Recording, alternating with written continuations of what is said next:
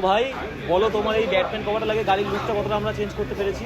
অনেকটা চেঞ্জ করতে পেরেছো এবং খুবই ভালো লাগছে গাড়িটা দেখতে। আর আমাদের সার্ভিস সম্পর্কে যদি কিছু বলার থাকে বলে দাও। খুব ভালো।